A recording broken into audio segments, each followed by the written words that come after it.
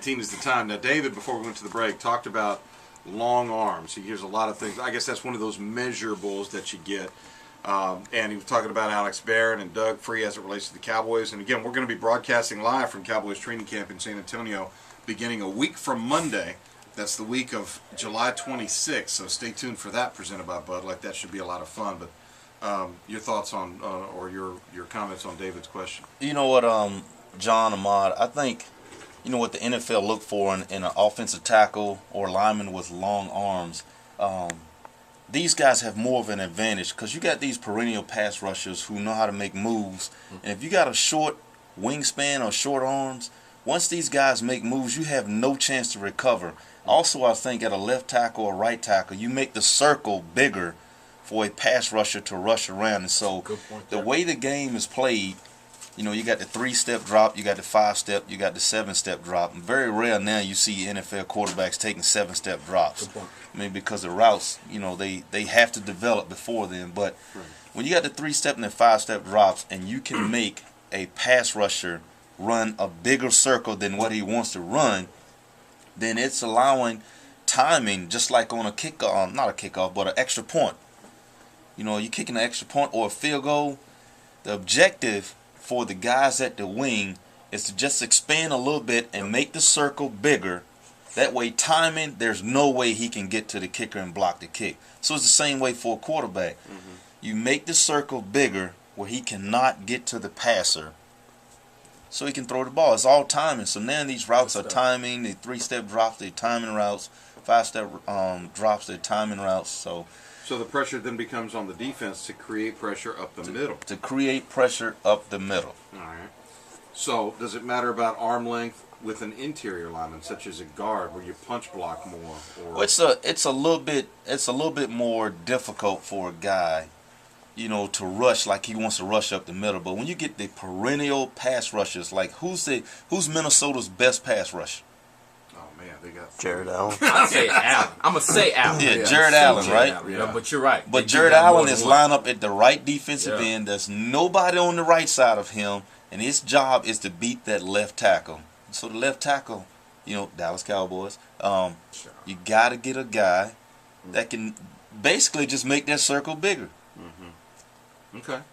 Well, I know that Thomas Henderson. That's a good point, though. When he would come in and talk with us, and he got, 30 years ago, his education of the NFL was given to him by Rayfield Wright, the great tackle for the Cowboys, who, he said Rayfield just kind of took a step back like this, went boom, and put that big mitt right there in his chest. And he said his knees just buckled. It's like that was a grown man block, and that was, but it wasn't. I mean, he did have long arms, but it was also that explosion, that punch. That punch. Yeah, as you started. Well, they all have that, and they will have that. Every lineman that comes into the league. But I think when you got those long arms like that, man, you give yourself a little more, not cushion, but more, more chances of making the blocks that you need to make. I mean, and that's why. I mean, sometimes you can lose a step. The guy is faster, but just that arm expansion, when you come out there like that, you making that guy run wider. Because the defensive lineman, the reason he's slapping, he's chopping, and he's doing all this stuff with his arms is to keep your hands off of him. Yeah.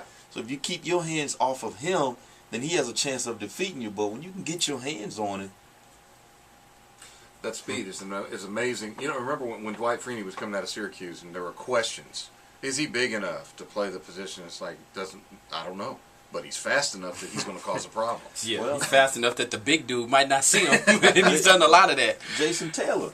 Yeah, Jason Taylor looks like doesn't look like a true defensive end. He looks like maybe a outside linebacker. Like a basketball player. Yeah, but in a 4-3 scheme, he had the same kind of linking body, like Charles Haley. Charles Haley in his playing days was 265. I don't know how much he weighs now, but he was 265. Jason Taylor was 260. So when Jimmy drafted, Jason Taylor in Miami, he was wanting that same type of guy, Charles Haley, in a 4-3 scheme that could just outrun people.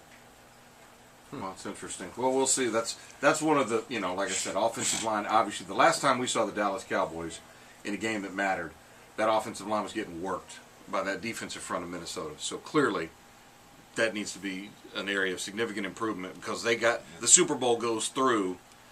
If you're a Cowboys fan, it goes through Minnesota, it goes through New Orleans.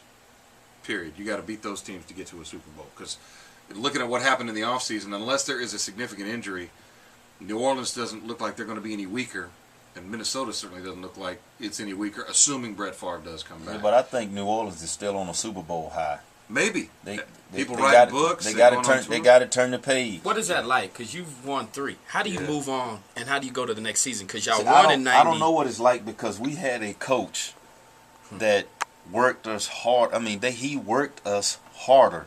I mean, Jimmy had to be worse than what he was the first year because he knew that guys would be, having TV shows, writing books, doing all this stuff. I mean, I got asked to do the Walker Texas Ranger, be a guest star on that show. That's awesome. So I'm down there, getting ready. Chuck Norris, huh? Chuck Norris. Yeah. 5'5" Chuck Norris. So whoop your butt. so Jimmy Johnson came in and he's like, look, I don't care about all that stuff. We got a job to do. So it was different. So it all depends on the coach and how he addresses this year with the New Orleans Saints. And how effective they'll be. Because those guys can be on a high. They can walk in the stadium and think they can't be beaten because they won the Super Bowl. They just get tore up from the floor up.